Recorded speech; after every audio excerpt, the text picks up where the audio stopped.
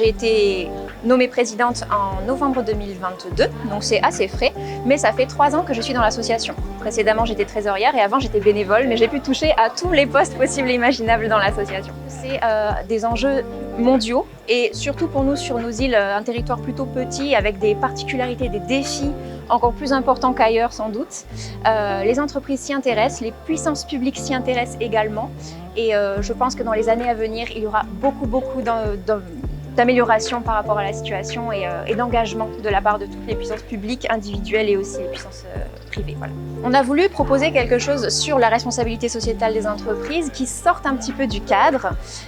Pour certains, ce sera un petit peu une surprise par rapport à d'autres, mais on va présenter 3 conférences avec 3 intervenants issus de milieux différents, de l'entreprise et des communes. Et par rapport à ça, on complète le programme de la soirée avec la diffusion de 2 vidéos de conférences TEDx ailleurs dans le monde, pour un petit peu une vision un peu plus globale du thème. Et en fin de soirée, il y aura un échange entre le public et les intervenants.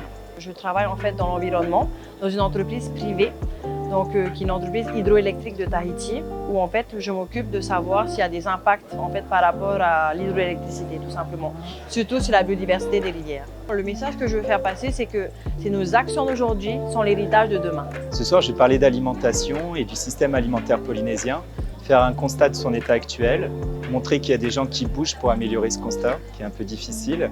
Et je vais essayer d'inciter les gens ici présents dans la salle et ceux qui nous regarderont à travers leur écran à eux aussi agir pour améliorer la transition, enfin faciliter la transition alimentaire. Ça apprécie, ça fait longtemps que je regarde des talks TEDx depuis que je suis jeune en fait. Et aujourd'hui, avoir la chance de pouvoir en faire un, c'est un gros enjeu. Écrire avec son cœur, il faut que ça vienne vraiment des entrailles, sinon c'est pas naturel et ça aura moins d'impact. On le voit au fur et à mesure des entraînements, on est parti d'un texte écrit, appris par cœur, un peu monotone parfois. Et au fur et à mesure des échanges avec les coachs, avec les autres speakers, ça s'est amélioré. Et aujourd'hui, on a tous un discours qui vient vraiment du plus profond de nous. Et j'espère réussir à le sortir de la meilleure manière possible. Alors cette année, on avait prévu 3 événements. Un fin février sur le développement personnel, un peu plus centré sur l'humain. Aujourd'hui donc la RSE et en octobre, on aura une édition spéciale sur l'innovation. Avec cette fois-ci encore des petites entreprises ou des porteurs de projets et des grandes entreprises qui innovent sur le territoire.